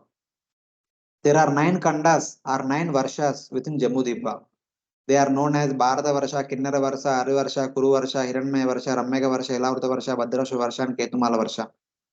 These are different parts of Jambudvipa. A valley between 2 mountains is called as a Kanda or Varsha. So it is like that. So this is from Chaitanya Charitamrita Madhalila. And while talking about these mountains, whose heights are 10,000 yojanas, width is 2,000 yojanas, the height of Mount Meru is total 84,000 yojanas. At the base, it's with 16,000 yojanas. On top, it is 32,000 yojanas. So when we hear 10,000 yojanas, you mean to say that 1,30,000 kilometers? Itna height? What are you speaking? Why don't you say? Why are you saying all these fairy tales, etc.? Somebody might say. But in order to help us understand, Srila Prabhupada writes some notes in his purport. He says that there are so many mountains even on this earth on which we are living. We do not think that the measurements of all of them have actually been calculated. So even though we may hear about the tallest mountain on the surface of the earth is Mount Everest, whose height is 8848 meters, 8,848 meters, which is about 9 kilometers, which is not even one yojana. I mean, at least as what we know is the tallest mountain is not even one yojana on the surface of the earth. And we are talking about the mountains, the minimum height is 10,000 yojanas. So where is one yojana? Where is 10,000 yojana? 1 is 10,000 yojana, 1 is 10,000 times. So when a person is hear this Bhagavatam, He will say that what kind of fairy tales are you telling? Why are you fooling me? Something like that they say. For which Prabhupada says that there are so many mountains even on this earth. We do not think that the measurements of all of them have actually been calculated. For example, mountains from Mexico to Caracas. We doubt whether their height, length, and breadth have been properly measured. Therefore, as indicated in Srimad Bhagavatam by Srila Shukadeva Goswami, we should not try to comprehend the greater mountainous areas of the universe merely by our calculations. Even on the surface of the earth, with which we are familiar, there are so many huge mountains, wide, tall, long mountains. Prabhupada, when he was traveling in the airplane, he was observing all these mountains. So in that way, he's telling. So Sukadeva Goswami has already stated that such calculations would be very difficult, even if one had a duration of life like that of Brahma. We should simply be satisfied with the statements of authorities like Sukadeva Goswami and appreciate how the entire cosmic manifestation has been made possible by Lord's external energy. Just be satisfied with the description and don't try to analyze too much. The measurement given here, such as 10,000, 100,000 yojanas, should be considered correct because they have been given by Sukadeva Goswami. Our experimental knowledge can neither neither verify nor disprove the statements of Srimad Bhagavatam. We should simply hear these statements from the authorities like Sukadeva Goswami. If we can appreciate the extensive energy of the Supreme Lord, that will benefit us. So instead of analyzing unnecessarily, just having faith on the authority like Sukadeva Goswami, just listen and move on. That will benefit us. That will help us appreciate the Lord's wonderful activities. So that is like that. So that is under this Prabhupada pills. In order to support this, I added 2 slides. You see, during that time, there are 2 such meetings happened.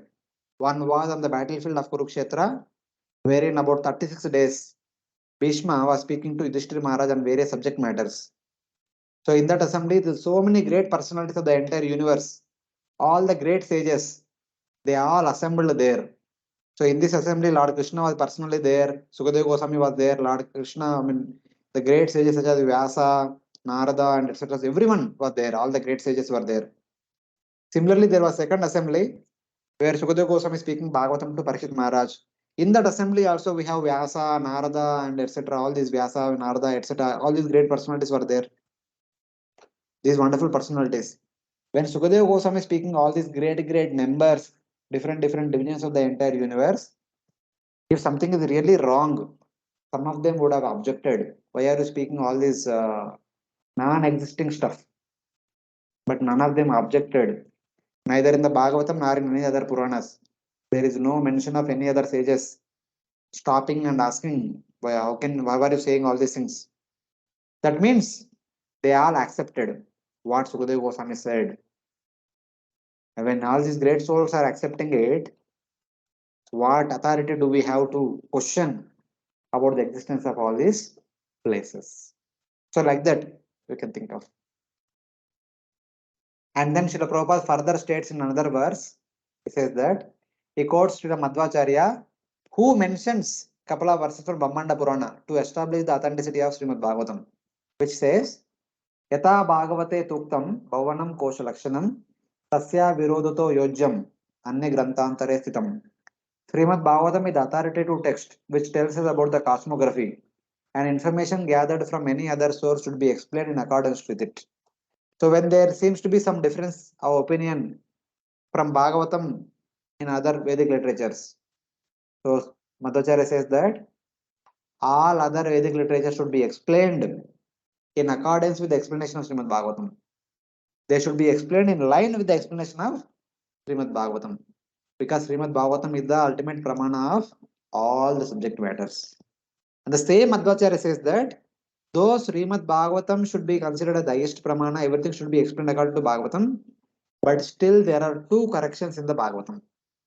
He says that except the following 2 corrections, rest all mentioned in Srimad Bhagavatam should be considered as the highest authority. What are the 2 corrections? interchange of the location of milk ocean and card ocean. In the Bhagavatam, the milk ocean is the fifth one, card ocean is the sixth one. But in the other Puranas, the milk ocean is said to be at sixth place and the card ocean is said to be in the fifth place. And by the way, this milk ocean, the place, the fifth ocean, which is the milk ocean, the place where Samudra Manthan happened. That is where Lord Ajita inspired the Devatas to make a truce with Asuras and churn the entire milk ocean. That happened in this milk ocean, the fifth ocean of the Bhumandala. So it is like that. And then there is the second correction. The size of Rahu, Soma and Ravi are twice to the next one. The size of Rahu is twice the size of Soma and size of Soma is twice the size of Ravi. And this is mentioned in Srimad Bhagavatam 5:24 and 2. So this is the proper understanding. But in that shloka, it is mentioned in a different way. Taraner mandalam prataptastad vistarato yojanayutam achakshate dwadasha sahasram somasya. Soma size is dwadasha sahasram. The sun size is ayutam. Ayutam means 10,000. The size of sun is 10,000. But according to this formula, the size of Soma should be 20,000. But in the Bhagavatam, it is said Dwadasha Sahasram. Dwadasha means 12,000. But Dwadasha should not be read as Dvidasha, 2 times 10, 20,000. So this should be the correction. And then Trayodasha Sahasram Raho. Raho is Trayodasha. Trayodasha should be read as 3 Dasha, 3 times 10. Matlab 30,000 yojanas. When sun is 10,000, Soma is 20,000 and Rahu is 30,000 or 40,000. So this is the proper understanding. Here the correction is Dwadasha should be read as Dvidasha, Trayodasha should be read as Tridasha. This is the second correction in the Bhagavatam. Otherwise, rest all should be treated as the ultimate pramana with respect to all other Vedic literatures. So this is about some of the connecting factors to Jambudvipa. So in relation to the mountains that are there in Jambudvipa, how should we accept them? Or they really exist, that big mountains, etc. Just to remove that doubt, Srila Prabhupada is giving some notes.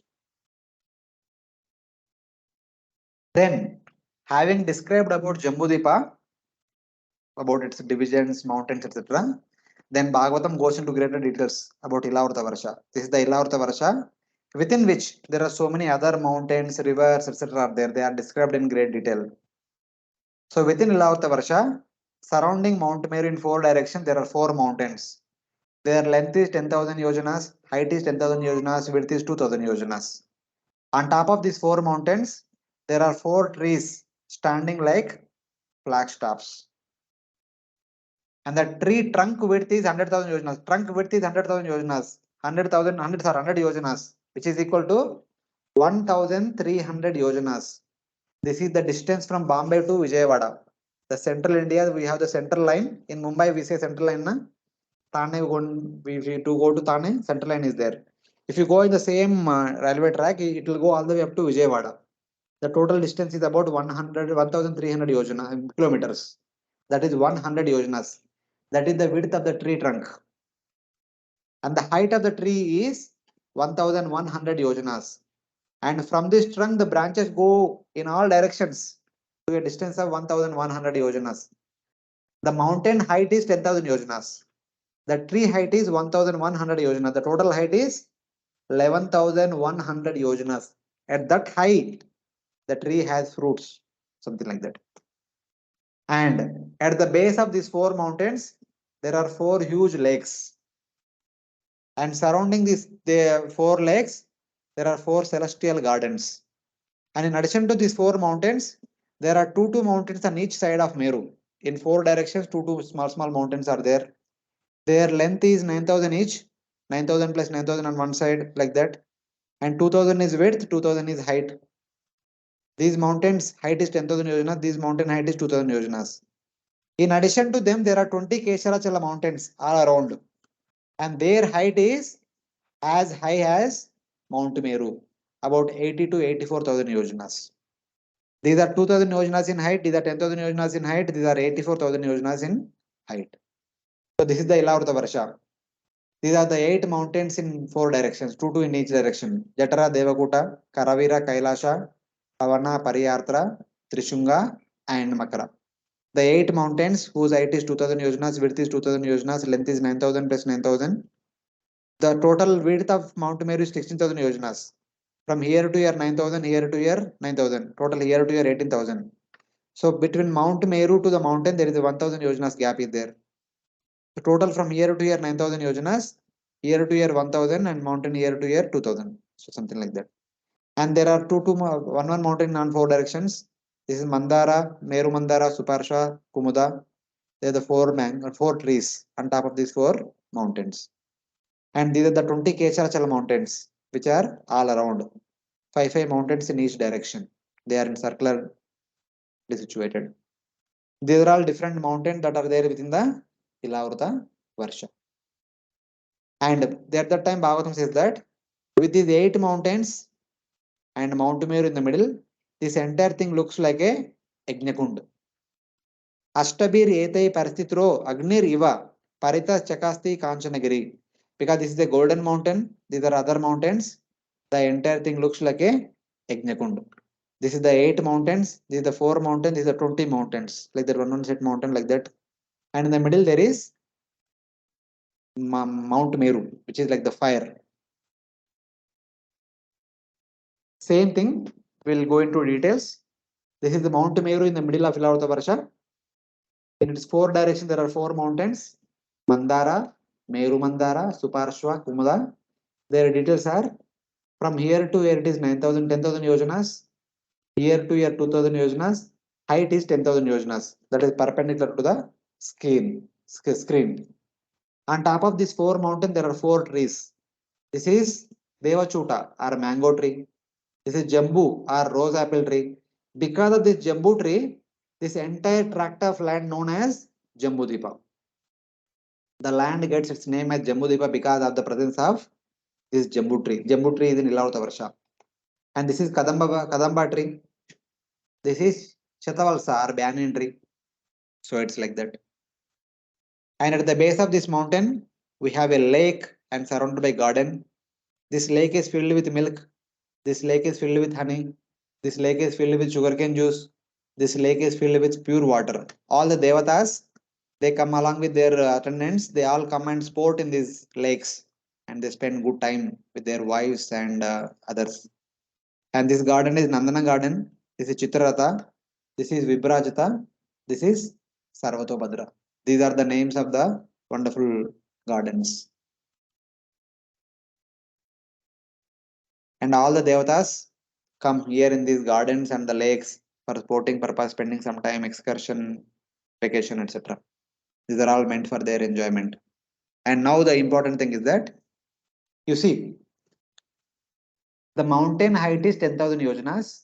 The tree height is 1,100 yojanas. So on top of this mountain,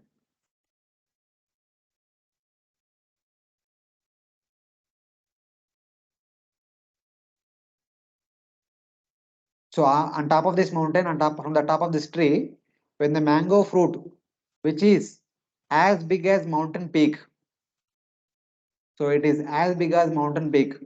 So its dimension is given as its width. The mango fruit width is given as 861 aratnis. So 1 aratni means 1.5, 1.5 feet. 861 into 1.5 is 1290. That means around 1300 feet. That is equal to 430 meters. The mango size is almost half kilometer. That is the size of the mango fruit. So when that fruit falls down from the top of this tree, which is about at the height of total 11,000 yojanas, it breaks into juice and the juice flows like a river. And that river is known as Arunoda river. The Arunoda river is here. And when the people who are living in Ilavrita Varsha, especially the Yakshas wives, the Yaksha ladies, when they drink this Arunoda river, the mango juice, their body produces a fragrance which goes to a distance of 10 yojanas. And then here from Jambu tree, the jamun fruits, which are as big as the big elephants, and which are actually as big as the big elephants. When it falls down, it actually flows in this area of the Ilavrta Varsha. And its specialty is that on the both the sides of this river, there is a lot of mud, a lot of sand.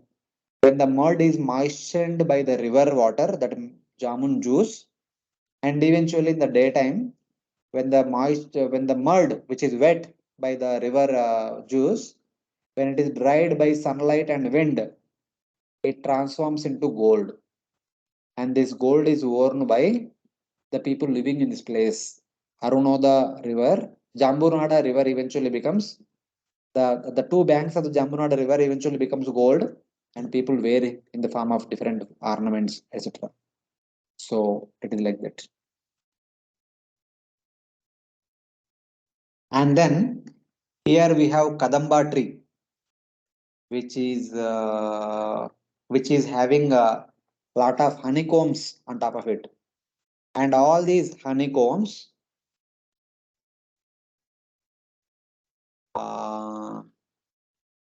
have a lot of honey.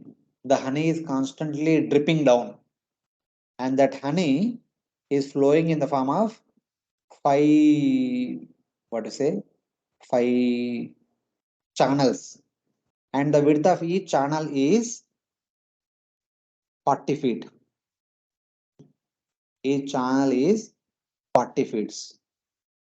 So 40 feet width, like small rivers, like that 5 rivers of honey is constantly going on.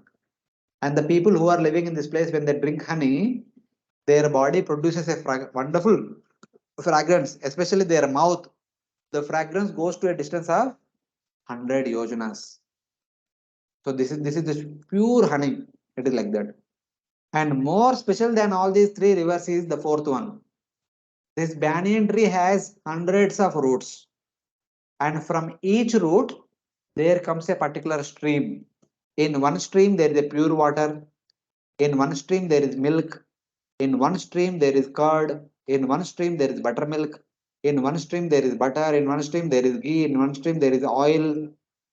In one stream there is sugarcane juice. In one stream there is molasses. Like that, like that. Whatever we need, everything is naturally available in the form of different streams. And whatever people living here need, they get everything in the form of these water streams only. These people no need to go to office in order to earn their livelihood. Whatever they need, everything is naturally available in the form of water streams. That is the specialty of this Ilavrta Varsha. And in addition to them, we have 8 mountains surrounding Mount Meru. These are the 8 mountains which are located in all 4 directions, 2 in each direction. And the other 20 mountains which are there in all four directions, 5 on each side. This is about Ilavrta Varsha. So while describing these different streams, different natural resources that are required for us available in the streams, in that part, Srila Prabhupada gives some interesting notes. So someone can read the first line. I am not able to read because this is covering.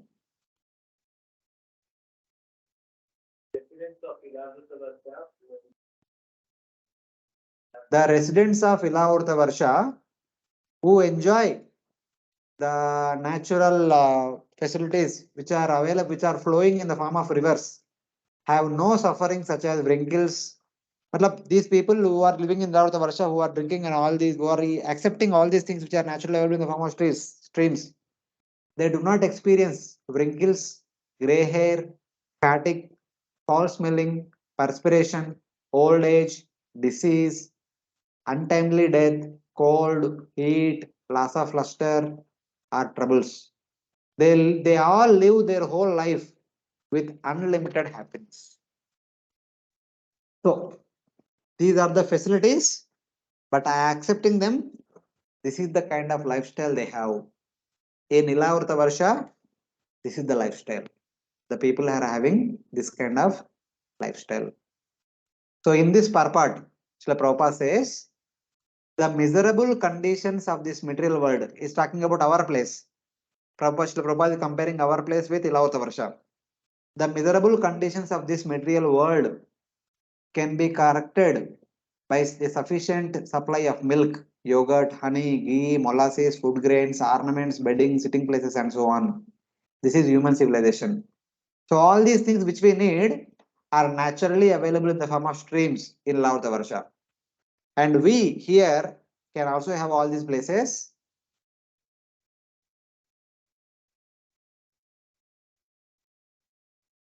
If we take care of these three things. Ample food grains can be produced through agricultural enterprises.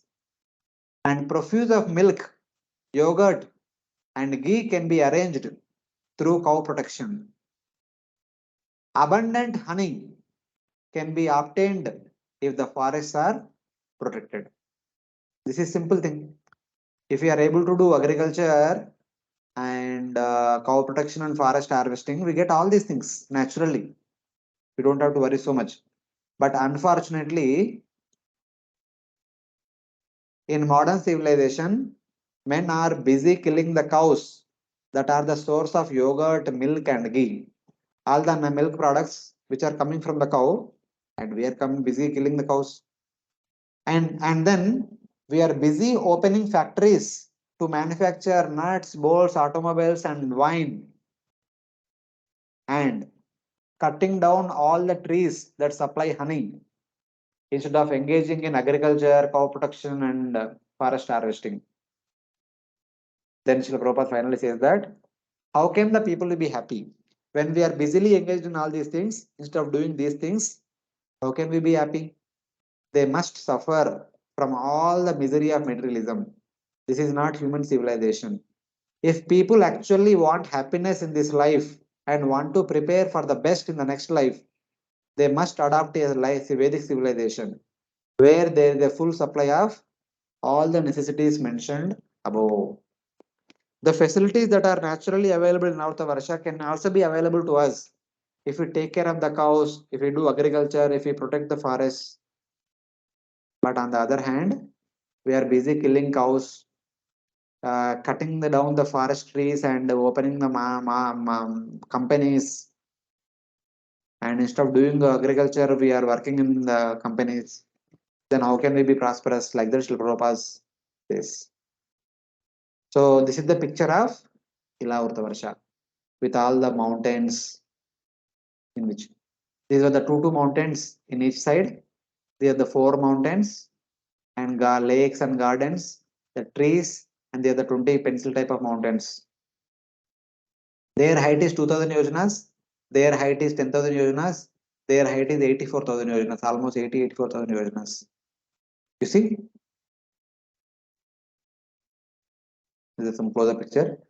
The height of this boundary mountain is 10,000 yojanas, and these 4 mountains are also 10,000 yojanas.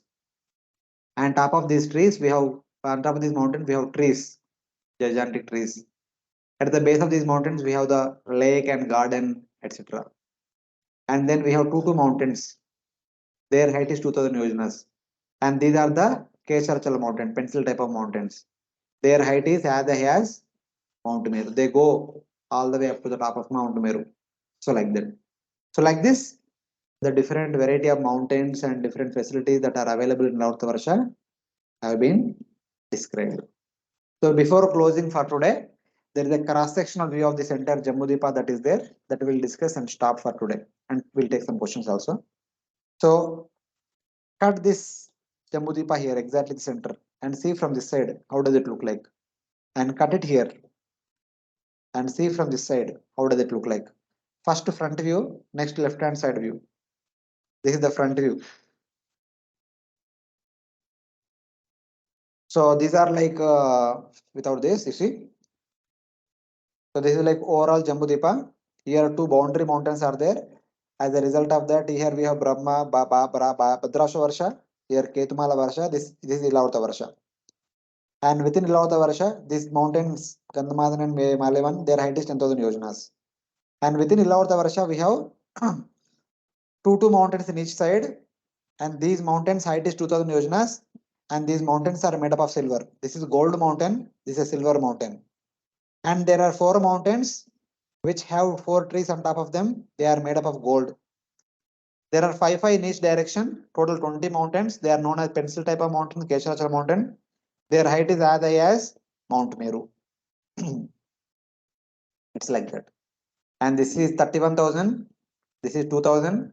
From here to here 9,000. This is 16,000. And here to here 9,000. This is 2,000. This is 31,000. Total from here to here 100,000 yojanas. And then Nishada, Neela, Hemakuta, Shweta, Himalaya, Shringavan, Bharata Varsha, Kimpurusha Varsha, Hari Varsha, Ilavrata Varsha, Rameka Varsha, Hiramaya Varsha, Kuru Varsha, two mountains, silver mountains, one mountain, golden mountain, five mountain. These are diamond mountains. These Kecharva mountains, Chechala mountains are not stone mountains. Instead, they are actually diamond mountains, so that they can stand for the entire day of Brahma like this. And the other dimensions. This is 9,000, this is 2,000, this is 9,000, 2,000, 9,000, 2,000, here to here 9,000, this is 16,000, 9,000, 2,000, 9,000, 2,000, 9,000, like that, 100,000 yojanas total. So these are the cross-sectional views of our Jambudvipa. The previous one is the front side, this is the left-hand side view. Maybe finally this also we'll see. On top of this Mount Meru, which is 32,000 yojanas, there are 9 townships belonging to Brahma and 8 Lokapalas. So the total width of the Mount Meru is 32,000 yojanas on the top. So in the middle, 10,000 by 10,000 is Brahma's township known as Manavati. And Indra, Agni, Yama, Niruti, Varuna, Vayu, etc. They have their township surrounding Brahma's township. Each one is 1/4 of the size of Brahma's township, 2.5 thousand by 2.5 thousand. So these are the different townships of these different devatas. They are not their permanent residences, but once in a while when they come here for some time spending, when on vacation they can stay here. And especially Brahma calls all the devatas here to discuss about the universal management, what's happening, how the universe is being maintained, etc. etc. So these kind of townships they might be having like that we can think of. So this is all about chapter 16. Chapter 16 talks about the different divisions of Jambudvipa and different mountains, different rivers, and different facilities that they have in Ilavata Varsha, etc. So we'll stop here. 16th chapter is over, and we will discuss the 17th chapter in the next class. Yeah. So it's already 8:30. Quickly, if you have any questions, we'll take. Hare Krishna. Hare Krishna. Hmm. Prabhuji, how come, like, means because you are showing this picture, it means it has been made by you, not this picture I'm talking, the other pictures which were showing the, yeah, these pictures which were showing the distribution of Jambudvipa. So how come, means they are so up to the scale, like all the mountains are of the same height, 10,000 Gautam is yojanas. telling about them. So they can be there, no? Why not? Yeah, They should not be there or what? it's such a perfect geographical matlab, division, na, placement of the mountains and the height That's so of the Lord's creation is all about. Lord's creation is full precision. The planets are also moving the same speed. We can actually predict when sun is rising, when sun is going to set. Everything we can predict in advance only because everything is kept in a proper order. That is Lord's Yeah, even the those beauty of the pencil creation. mountains, yeah, pencil mountains. It's like a very perfect picture, you know. It's very made up to them by the scale. Like, yeah. Yes. That is the beauty of Lord's creation. Yeah, truly. Like how that is how we appreciate the Lord's greatness also. Na. Yes. Yeah. So when So we will it study just all these descriptions, we'll understand that okay, Lord is not creating means okay, just superficially not creating. He is creating everything in a particular order with a particular precision, utmost care. Yeah, it's astonishing matlab, how it is made. Even those pencil mountains, they are like design, made like that. They are placed in a proper way. Yeah, Yes. thank you, Prabhuji. Prabhuji, and one last thing, like if we have to study from the Bhagavatam, like this is a 16th chapter we'll have to read, right? For this, Yes, what we yes, discussed yes, today. yes. Yeah. What we Okay. have discussed today is from first chapter and 16th chapter. Yeah. Thank you, Prabhuji. Correct. Other devotees? Prabhuji, Yes, Madhuj. any references coming about this Gandhama and the mountain in any of the scriptures? All these details are there in every scripture. Vayu Purana also talks about them. Vishnu Purana also talks about them. Many scriptures talk about them.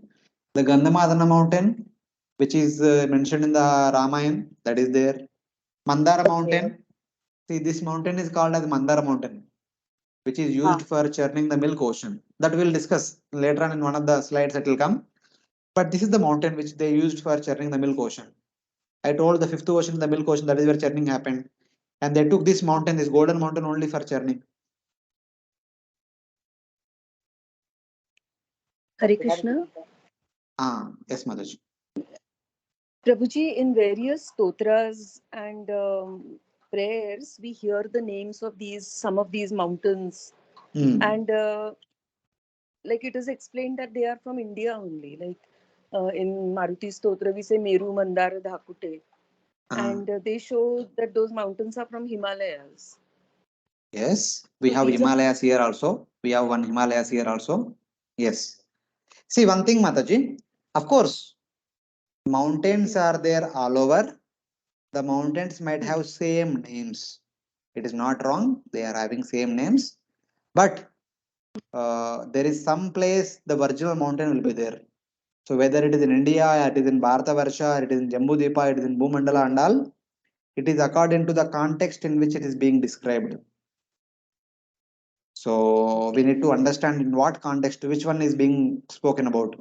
Whether the description, the poem which you are referring to, the shloka which you are referring to, that is within Bharatavarsha or within Jambhudvipa or within Bhumandala or within India. So based on that, we can understand which mountain they are talking about. There is the mountain here also, there is mountain there also, the same name. But which one is being called, that need to depend upon the context. Okay. So we have mountains and other areas on this Earth planet also, and they have the same names. Yes. Like, I'll show you in a couple of slides later. I'll show you some of the names. For example, here we were discussing in Ilavrta Varsha. Yeah, here you see, this is Kailasha, this is Karavira.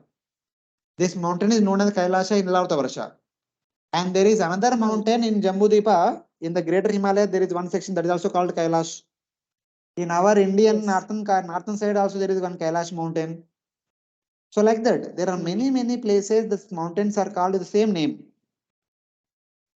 So we need to be careful when we are calling that name. We need to understand where it is, in what context is being discussed. So like that we'll understand. okay, thank you, sir. Correct. So any other devotees? We are getting late, but any other devotees have any question? Finally, one. Okay. I'm quickly asking one thing. When we talk about the entire Bhumandala, we are studying the horizontal section of the Bhumandal, right? At the moment. Yes. When we talk about personality Arjun going to.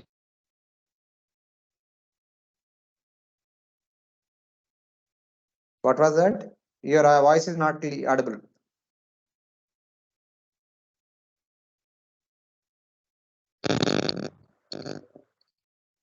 Hari bol. Now we are able to hear you. Sorry. I was just saying when Arjun travels in Swargaloka, he's traveling vertical up, right? In the Swargaloka. So this is Bharata Varsha. Arjuna went from here to Swargaloka, much above Mount Meru. Swargaloka, you need to go much above towards the pole star. Later on we'll discuss where the Swargaloka is and all. The true north, as you Yeah, that is mentioned toward the true earlier. north, toward the pole star. Yes. This is what I wanted. Okay, great. Yes. Next week coming here, you said. Yeah, hopefully all my tickets are booked, but here based on the rains and road condition, I'll update you. Saturday morning I'm supposed to reach Bombay. So as soon as I come, I'll update all of you. Oh, thank you, Prabhuji. Hare Krishna. Yeah. Okay. So we'll stop here. Thank you very much for joining.